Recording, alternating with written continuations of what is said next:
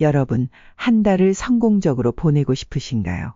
하나님께 의지하며 이번 한 달을 승리로 이끌어 줄 수 있는 7가지 성경적 비결을 나누겠습니다.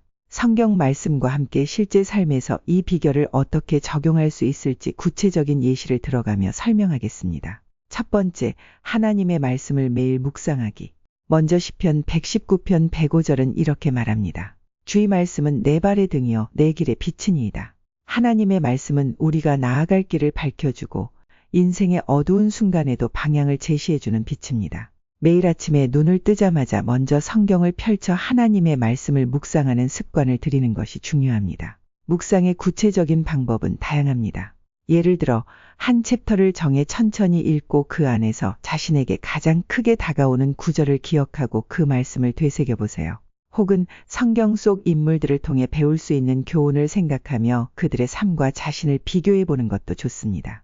예를 들어 다윗이 사울에게 쫓길 때 그가 끝까지 하나님을 신뢰하고 순종했던 모습은 우리가 어려운 상황에서도 믿음을 놓치지 않아야 한다는 것을 가르쳐 줍니다. 한 주를 다윗의 생애를 묵상하면서 시작하면 우리는 우리 삶의 불안과 두려움을 하나님의 말씀으로 극복할 수 있습니다. 또한 말씀을 묵상한 후 그 말씀을 어떻게 실천할지 다짐해 보는 것도 좋습니다. 마태복음 7장 24절에서 예수님은 나의 이 말을 듣고 행하는 자는 그 집을 반석 위에 지은 지혜로운 사람 같으리니 라고 말씀하셨습니다. 즉 듣고 묵상한 말씀을 실제로 적용하는 것이 중요합니다. 하루 동안 그 말씀을 마음에 품고 생활 속에서 실천할 수 있는 작은 행동들을 찾아보세요. 두 번째, 기도로 하루를 시작하고 마무리하기. 누가복음 18장 1절에서 예수님은 항상 기도하고 낙심하지 말라 라고 가르치셨습니다. 기도는 우리와 하나님 사이의 중요한 대화 창구입니다. 기도를 통해 우리는 하나님께 우리의 마음을 열고 그분의 뜻을 구할 수 있습니다. 이 기도를 매일 실천하는 것이 한 달을 성공적으로 보내는 데 필수적입니다. 기도는 단순히 부탁하는 것이 아니라 하나님의 뜻을 구하는 시간이기도 합니다. 마태복음 6장 10절에서 아버지의 뜻이 하늘에서 이루어진 것 같이 땅에서도 이루어지이다 라고 기도하는 것처럼 우리의 기도는 우리의 뜻을 이루기보다는 하나님의 뜻을 구하는 방향으로 나아가야 합니다. 하루의 시작과 끝을 기도로 하나님께 의탁하고 그 안에서 평안을 얻어보세요. 기도는 또한 우리의 마음을 준비시키는 도구이기도 합니다. 우리가 일상에서 만나는 모든 상황 속에서 하나님의 인도를 구하는 기도를 생활화하면 작은 일에도 감사하게 되고 어려운 일에도 담대하게 대처할 수 있게 됩니다. 예를 들어 직장이나 학교에서 만나는 어려운 사람들을 위해 기도하며 하나님께서 그 사람들과의 관계 속에서 인도해 주시기를 구해보세요. 세 번째, 계획을 세우고 하나님께 맡기기. 잠언 16장 3절은 너의 행사를 여호와께 맡기라 그리하면 내가 경영하는 것이 이루어지리라 라고 말씀합니다. 우리는 인생을 살아가면서 많은 계획을 세우지만 그 계획을 하나님께 맡기지 않으면 자주 실패하거나 좌절을 겪을 수 있습니다. 이번 달 계획을 세울 때 먼저 기도로 하나님께 그 계획을 맡기세요. 그리고 하나님께서 인도하시는 대로 그 계획을 조정할 수 있는 열린 마음을 가지는 것이 중요합니다.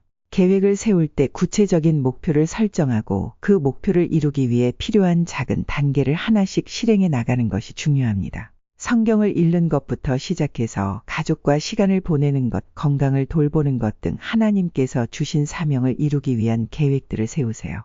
또한 하나님께서 우리를 어떻게 인도하시는지 살펴보는 시간을 가질 필요가 있습니다. 계획이 예상대로 되지 않을 때 우리는 낙심할 수 있지만 하나님께서는 더 나은 길을 준비하고 계실 수 있습니다. 우리가 그분께 계획을 맡길 때 하나님은 그분의 방법으로 우리를 인도해 주십니다. 네 번째, 이웃을 사랑하고 섬기기. 마태복음 22장 39절에서 예수님께서는 내 이웃을 내 자신과 같이 사랑하라 라고 말씀하셨습니다. 이 말씀은 우리의 일상 속에서 이웃을 향한 사랑을 실천하는 것이 얼마나 중요한지를 알려줍니다.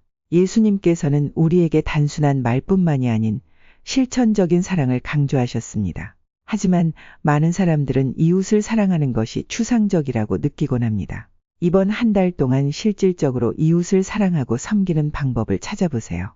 우리에게 상처를 준 사람일지라도 하나님의 사랑을 실천할 때 우리는 놀라운 화해와 변화를 경험할 수 있습니다. 실생활에서 이웃을 섬기는 방법에는 여러 가지가 있습니다.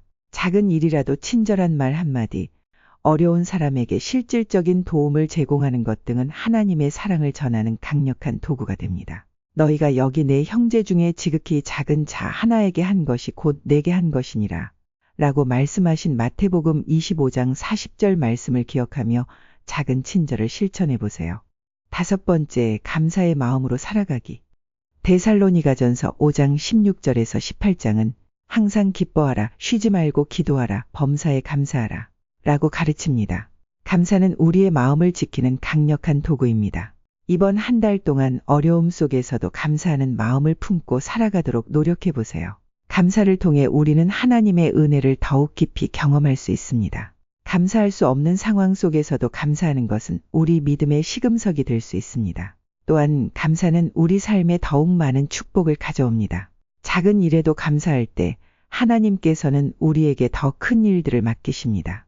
감사를 잊지 않기 위해 하루를 마치기 전에 감사의 기도를 드리는 것도 좋은 습관이 될 수 있습니다. 매일 밤 그날 있었던 감사한 일들을 떠올리며 하나님께 드리는 기도를 통해 우리의 삶은 더욱 풍성해질 것입니다.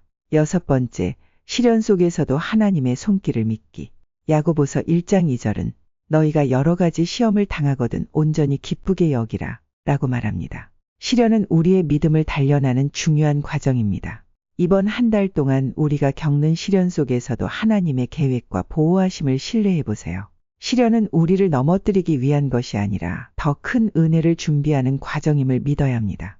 우리가 시련 속에서도 하나님을 신뢰할 때 하나님께서는 더 나은 길로 우리를 인도하십니다. 또한 시련 속에서 우리에게 주어진 것은 하나님께 더 가까이 나아갈 수 있는 기회입니다. 고난 속에서 우리는 하나님께 더 많이 의지하게 되고 그분의 은혜를 더 깊이 체험하게 됩니다. 하나님의 계획은 언제나 선하고 그분의 인도하심은 완벽합니다. 이번 한 달 동안 어려움이 닥칠 때마다 그 속에서 하나님의 손길을 찾고 신뢰해 보세요. 7번째, 믿음의 공동체와 함께하기.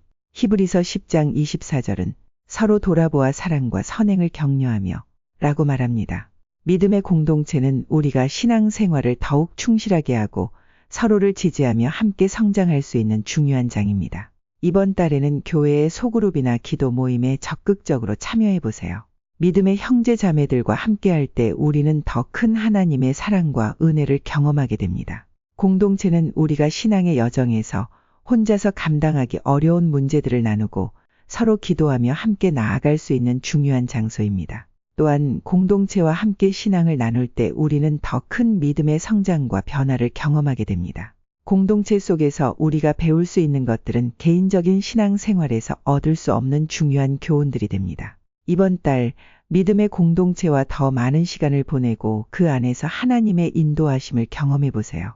하나님, 이 영상을 보고 있는 모든 분들이 매 순간순간 동안 주님의 인도하심과 보호하심 안에서 살아가길 원합니다. 그들이 매일 하나님의 말씀을 묵상하며 기도로 하루를 시작하고 마무리하며 감사와 사랑으로 이웃을 섬기는 자들이 되게 하소서. 시련 속에서도 하나님의 계획을 믿고 믿음의 공동체와 함께 성장할 수 있도록 인도해 주십시오. 예수님의 이름으로 기도합니다. 아멘. 오늘 이 영상이 유익하셨다면 구독과 좋아요를 부탁드립니다. 앞으로도 하나님의 말씀을 통해 여러분의 삶을 돕는 콘텐츠를 계속 만들어 가겠습니다. 사랑하고 축복합니다.